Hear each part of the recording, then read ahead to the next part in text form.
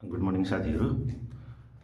मैले नेताजीहरूलाई सोध्ने, अब भोट दिनुभन्दा अगाडि सोध्नुपर्ने मैले सोध्न चाहेका एउटा प्रश्न जीवधनको सुरक्षासँग सम्बन्धित छ। गुन्डा राज चलाउने हो कि कानुनको राज चलाउने हो?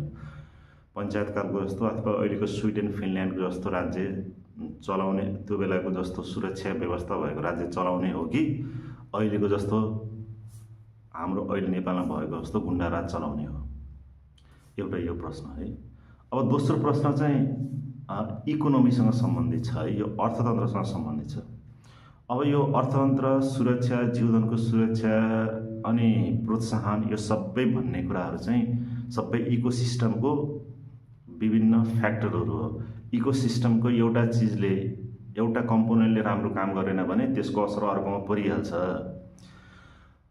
अब जीवधनको सुरक्षा अथवा सुरक्षा प्रणाली एकदमै राम्रो किन हुनुपर्छ भनेको भने नि, प्राय संसारमा धनी मान्छेहरू, अरबपतिहरू र एकदमै इन्टेलिजेन्ट र एकदमै ट्यालेन्ट मान्छेहरू, प्राय ती मान्छेहरू चाहिँ बढी सुरक्षा व्यवस्था चाहन्छन्। तिनीहरू स्वभावैले अलिक डराउने हुन्छन्, अलिक काँतर हुन्छन्। ती मान्छेहरू धेरै जोखिममा, सुरक्षा व्यवस्थाको जोखिम भएको ठाउँमा ती मान्छेहरू बस्न चाहँदैनन्, आफ्नो लगानी गर्न चाहँदैनन्। ती मान्छेहरू बरु थोरै मार्जिन होस्, कम नाफा होस्, तर एकदमै सुरक्षित भएको ठाउँमा मात्रै ती मान्छेहरू जान चाहन्छ।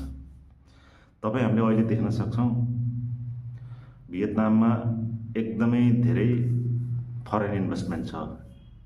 त्यस्तै गरेर अहिले दुबई भनेको, कतार भनेको एकदम धनी मान्छेहरूको, अरबपतिहरूको देश जस्तो भएको छ, अरबपतिहरूको सहर जस्तो भएको छ। संसारभरिको अरबपतिहरू अहिले त्यहाँ गएर अपार्टमेन्ट किन्ने, त्यहाँ बस्ने, त्यहाँ गर्ने गरेछन्।